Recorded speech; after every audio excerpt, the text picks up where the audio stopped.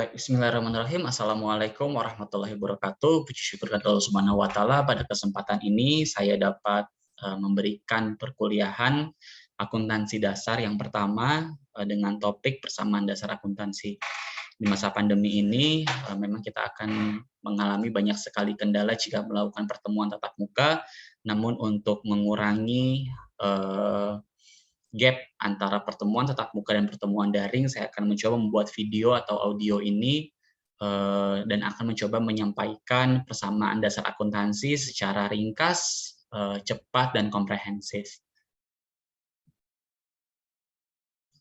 Baik, mahasiswa sekalian, perkenalkan saya Mas Nur Mukmin, dan pada kesempatan ini saya akan berbagi tentang apa sebetulnya akuntansi, kemudian kenapa akuntansi itu diperlukan, dan juga perusahaan apa saja yang memerlukan akuntansi untuk melakukan pelaporan keuangan. Setelah mendapatkan video atau audio ini, videonya dapat Anda akses melalui YouTube channel saya, namun audio ini akan saya share melalui Google Drive, linknya, dan Anda bisa download dan Anda bisa dengarkan secara offline.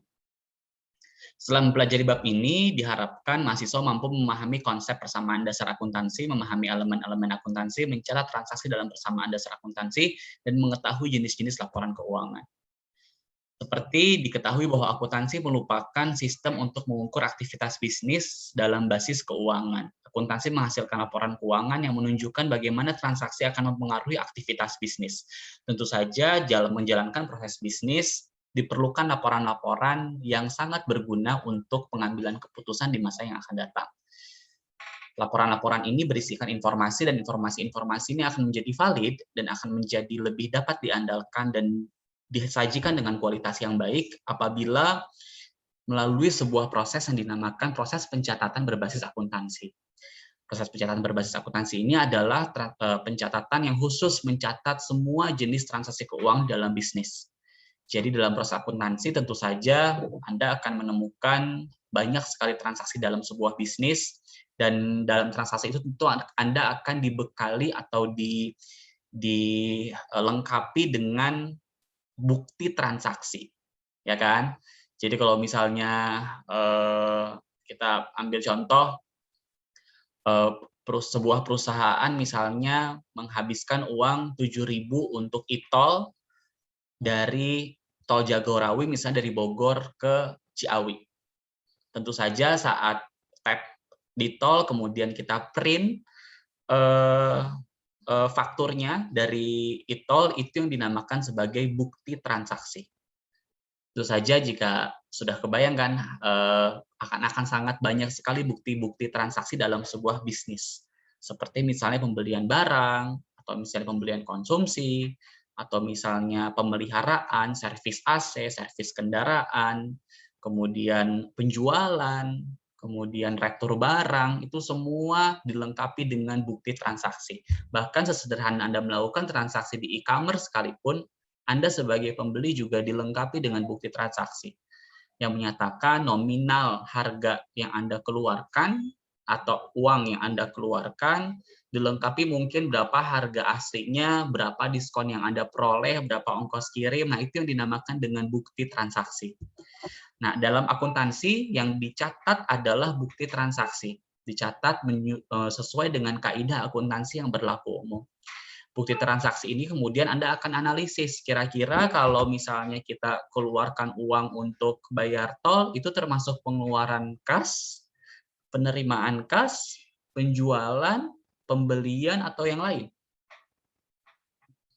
Nah, kalau misalnya kita menerima uang dari pelanggan, apakah itu termasuk penerimaan kas, pengeluaran kas, pembelian, penjualan, atau yang lain? Ini yang dinamakan dengan analisis bukti transaksi. Ya, jadi bukti transaksi yang tersedia di hadapan Anda sebagai seorang akuntan itu perlu Anda analisis. Untuk apa dianalisis? Untuk kemudian menentukan kemana bukti transaksi tersebut akan Anda catat. Setelah Anda catat, kemudian akan ada banyak sekali catatan-catatan sesuai dengan banyaknya bukti transaksi yang Anda catat. Setelah itu Anda klasifikasikan pengeluaran kas saja Anda kelompokkan. Kemudian untuk biaya tol saja Anda kumpulkan. Kemudian untuk misalnya penjualan saja Anda kumpulkan. Ya, ini adalah proses yang ketiga. Jadi yang pertama adalah analisis, yang kedua mencatat, yang ketiga ada mengklasifikasikan setelah Anda selesai mencatat. Kemudian Anda mengikhtisarkan. Apa sih mengikhtisarkan? Menjumlahkan. Setelah Anda kelompokkan, berapa kas yang masuk, berapa kas yang keluar, Anda ikhtisarkan atau Anda jumlahkan berapa total kas masuk, berapa total kas keluar, berapa sisa saldo kas yang Anda punya. Ini dinamakan dengan proses pengikhtisaran. Dan terakhir adalah melaporkan. Nah, laporan keuangan yang dihasilkan melalui siklus akuntansi ini akan menjadi sangat andal dan relevan ketika Anda disajikan atau dilengkapi dengan bukti transaksi yang valid, kemudian Anda melakukan analisis yang tepat, Anda mencatat juga secara tepat, mengklasifikasikan dengan tepat, mengikhtisarkan dengan tepat, sehingga laporan keuangan yang dihasilkan mengandung informasi yang berkualitas, relevan, dan dapat diandalkan untuk pengambilan keputusan di masa yang akan datang. Jika Anda melihat video saya sedang menggeser slide dan menyajikan proses siklus akuntansi. Ya, bersama saya kita akan mencoba membedah satu persatu siklus ini sehingga Anda bisa mampu untuk menyusun laporan keuangan dengan hanya berbekal bukti transaksi. Sebetulnya untuk apa sih akuntansi itu diperlukan? Karena ending dari semua ilmu akuntansi adalah pelaporan keuangan, tentu saja akan ada pengguna dari laporan tersebut. Nah, siapa saja penggunanya? Diklasifikasikan menjadi dua pengguna. Yang pertama adalah pengguna eksternal, yang kedua adalah pengguna internal. Siapakah pengguna eksternal? Adalah pemegang saham, bisa pelanggan, bisa kreditor, orang yang memberikan hutang kepada kita, auditor eksternal, pemerintah jika memang urusannya dengan pajak, itu adalah pengguna eksternal, dan juga investor. Jika pengguna internal siapa saja yang memerlukan? Ada manajer, direktur, audit internal, bahkan hingga dengan karyawan. Karyawan juga memerlukan sebetulnya pelaporan keuangan perusahaan juga untuk memastikan apakah perusahaannya sehat secara keuangan dan apakah karyawan tersebut bisa mendapatkan jaminan pekerjaan yang layak di kemudian hari melalui analisis-analisis yang dilakukan pada laporan keuangan. Nah, ini adalah jenis-jenis perusahaan berdasarkan proses bisnis. Ada 3 jenis klasifikasi perusahaan. Yang pertama adalah perusahaan manufaktur, yang kedua adalah perusahaan dagang, dan yang ketiga adalah perusahaan jasa. Kalau perusahaan manufaktur, dia membangun barang dagangannya dari bahan baku menjadi barang jadi. Seperti kalau yang sederhana saya sering contohkan adalah ketoprak. Ketoprak ada martabak. Martabak atau ketoprak adalah salah satu contoh perusahaan manufaktur. Dia tidak menjual bihun, ketoprak tidak menjual lontong, ketoprak tidak menjual bumbu kacang, melainkan dia harus membangun. Mereka mendevelop ketoprak dari bumbu kacang, tahu, bihun, lontong, menjadi sebuah makanan yang dinamakan ketoprak. Itu yang dimaksud dengan perusahaan manufaktur. Lain halnya dengan perusahaan dagang. Kalau perusahaan dagang, dia membeli merchandise atau persediaan barang dagang, seperti kalau saya sering contohkan perusahaan retail, atau Alfamart, Indomart, warung, itu adalah perusahaan dagang. Dia tidak membangun inventorinya, dia tidak membangun persediaannya, melainkan dia beli persediaannya dari pihak lain kemudian untuk dijual kembali. Dan yang ketiga adalah perusahaan jasa. Dia tidak menawarkan barang, dia tidak membangun persediaannya, tapi dia menawarkan jasa. Seperti sekolah, universitas, JNE, itu ada perusahaan jasa ya, yang menawarkan jasa-jasa yang kita akan beli jasanya sesuai dengan nilai yang ditawarkan.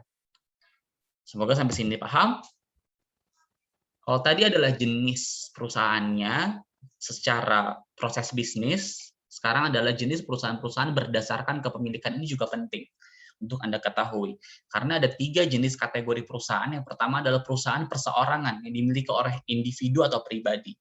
Yang kedua adalah perusahaan persekutuan. Perusahaan persekutuan ini dimiliki oleh beberapa orang yang menanamkan modal dalam satu badan usaha. Yang kalau perseroan terbatas, yang ketiga, itu adalah perusahaan yang dimiliki oleh badan hukum melalui penerbitan saham. Ya, jadi bedanya persekutuan dengan perseroan terbatas, kalau persekutuan itu biasanya tidak perlu berbadan hukum, kemudian namun dibangun tidak dari individu, melainkan dari modal beberapa orang. Kalau perseroan terbatas itu banyak sekali kepemilikannya yang dimiliki dan ciri khasnya adalah berbadan hukum.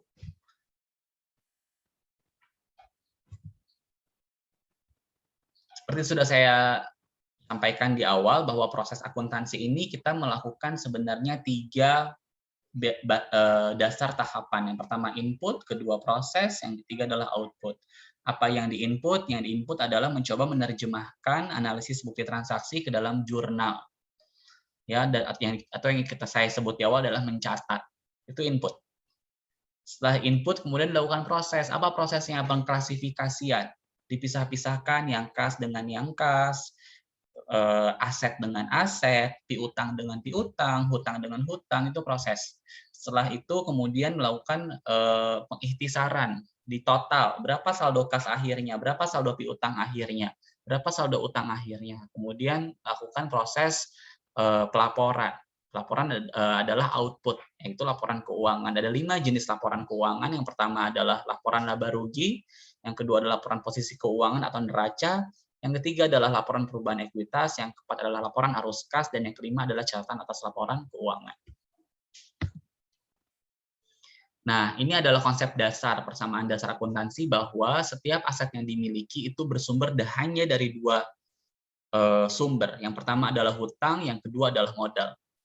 Ya, jadi aset ini akuntansi ini berlaku juga untuk kehidupan kita sehari-hari.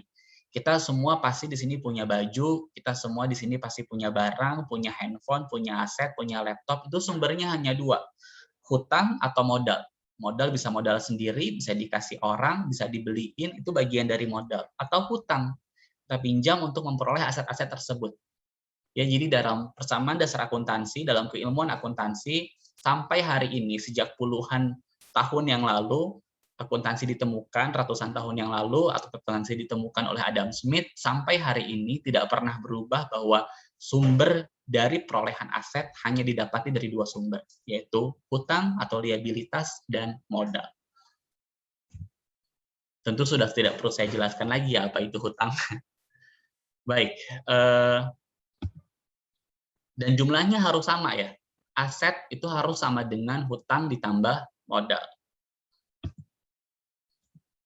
Semoga sampai sini dapat Anda pahami bahwa akuntansi itu adalah sebuah proses pencatatan bukti transaksi keuangan untuk kemudian diolah menghasilkan sebuah laporan keuangan. Dan dalam akuntansi juga dikenal dengan persamaan dasar akuntansi, yaitu aset sama dengan hutang ditambah modal. Oke, sebelum saya tutup sesi ini, saya ingin juga menyampaikan kepada Anda semua bahwa pada dasarnya akuntansi itu hanya mencatat 5 jenis kelompok akun namanya. Ya, 5 jenis kelompok akun ini, yang pertama adalah aset, yang kedua adalah hutang, yang ketiga adalah modal, yang keempat adalah pendapatan atau penjualan, sama saja, atau income dalam bahasa Inggrisnya, atau revenue, yang kelima adalah cost atau expenses, beban atau biaya. Hanya 5 ini saja yang kita catat, dan di setiap bukti transaksi itu hanya mengandung salah satu dari 5 komponen tersebut, tidak ada yang lain. Seperti contoh, ketika masih saya contohkan e-tol yang tadi, atau kita misalnya sebuah perusahaan membeli aset senilai 3 juta rupiah, dibeli secara tunai, maka perusahaan mengeluarkan uang sebesar 3 juta rupiah dan memperoleh aset. Betul bukan? Nah, apa yang terjadi di situ? Ada aset yang keluar di situ. Aset apa yang keluar? Uang. Uang tunai harus keluar sebesar 3 juta rupiah. Di sisi yang sama, ada aset juga yang diperoleh, yaitu AC, senilai 3 juta rupiah. Dan kita akan dibekali dengan bukti transaksi atau faktur penjualan, kita membeli AC, dan itu yang akan kita catat. Kita analisis kira-kira ini masuk ke transaksi yang mana ya, bagaimana ya mencatatnya. Nah, itu akan kita bahas lebih lanjut pada sesi selanjutnya. Ini sebagai PR bagi Anda semua yang menonton dan mendengarkan audio ataupun video ini, untuk mencari tahu melalui slide yang sudah saya juga sematkan di LMS Anda, bagaimana mencatat si AC ini, pembelian AC senilai 3 juta rupiah ke dalam jurnal umum. Terima kasih banyak. Jika ada kekurangan saya mohon maaf. Wallahu yaqulu haq wa huwa yahdi sabil. Mari kita tutup dengan mengucapkan hamdalah, alhamdulillahirabbil alamin. Wassalamualaikum warahmatullahi wabarakatuh.